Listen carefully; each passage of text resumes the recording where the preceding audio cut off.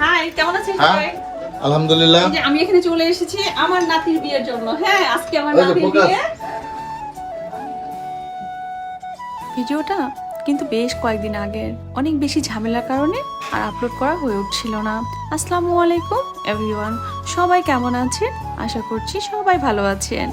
ভিডিওটা হচ্ছে আমার মামাতো ভাই তায়েব ওর আংটি বদল, সেই সাথে কাবিনের অনুষ্ঠানটা যেহেতু আসলে হচ্ছিল মানে মেয়ের বাড়ি আশুলিয়া, ওরা মানিকগঞ্জ থেকে আসছিলেন সবাই। আর আমার যেহেতু বাড়ির কাজ চলছে সাভারে, সেই সুবাদে আমি জানি বেশিরভাগ সময় সাভারে থাকছি, তাই আমার জন্য অনুষ্ঠানে যাওয়াটা অনেক বেশি সহজ হয়ে গিয়েছিল। যাই হোক, মেয়ের বাড়িতে গিয়ে আমি একটু অবাকই হয়ে গিয়েছিলাম। এর কারণ হচ্ছে মেয়ের বাড়িতে যাদেরকে দেখতে পাচ্ছিলাম সবাই আমার পরিচিত এবং আত্মীয়। পরে জানতে পারি মেয়ের যে মা, সে হচ্ছে আমাদের গ্রামেরই মেয়ে, আমাদের আত্মীয় এবং আমার বোন। যেহেতু সবাই আমরা তাই অনুষ্ঠানটা আমার কাছে আরো বেশি আনন্দদায়ক এবং আকর্ষণীয় লাগছিল।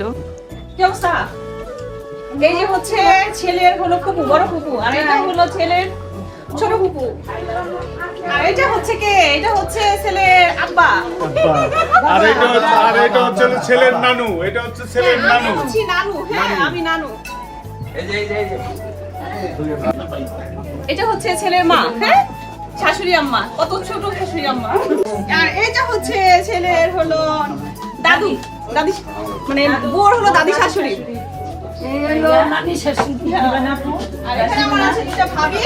মেয়ের পক্ষে খাবার দাবারের কোনো কমতি রাখেননি। আমরা সবাই খেতে খেতে একেবারে অস্থির হয়ে যাচ্ছিলাম। মাশাআল্লাহ, আলহামদুলিল্লাহ, অনেক আয়োজন ছিল। সবকিছু মিলিয়ে আল্লাহ পাকের কাছে অশেষ শুকরিয়া। আমাকে ছেড়ে সাকরানা ডালার সাথে খেতে বলা হয়েছিল, কিন্তু আমি একটুখানি শরিক হই। তারপরে টেবিলে এসে আয়েশ করে খাচ্ছিলাম আর সবার সাথে এনজয় করছিলাম। খানা পিনা শেষ, এবার কাবিনের পালা। কাবিন করতে এবার কাজী সাহেব চলে আসলে তারপর কাজী সাহেব কাবিনের আনুষ্ঠানিকতা সম্পন্ন করলেন। প্রথমে ছেলের সিগনেচার নেওয়া হলো, তারপর বউয়ের সিগনেচার নেওয়া হলো। আমি দুই জায়গাতেই আছি। আমার মামাতো ভাই হলে কি হবে, ও ছোটবেলা থেকে আমাকে নানু বলে ডাকতো, সেই সুবাদে আমার কিন্তু ডাবল সম্পর্ক।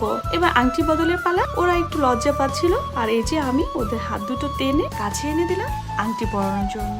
ওদের পড়াশোনা শেষ হলে ধুমধাম করে অনুষ্ঠান করা হবে। যেহেতু ওদের পড়াশোনা এখনো শেষ হয়নি, তাই আমার মামার ইচ্ছা পড়াশোনা শেষ হবে তারপরে বিয়ের অনুষ্ঠান হবে। যখন আবার বিয়ের অনুষ্ঠান হবে তখন আবার আমি আপনাদের সাথে সবকিছু শেয়ার করব। সে পর্যন্ত সবাই ভালো থাকবেন, সুস্থ থাকবেন, আর এই নতুন দম্পতির জন্য সবাই দোয়া রাখবেন যেন ওদের সামনের জীবন অনেক বেশি সুন্দর এবং বরকতময় হয়। আল্লাহ হাফেজ।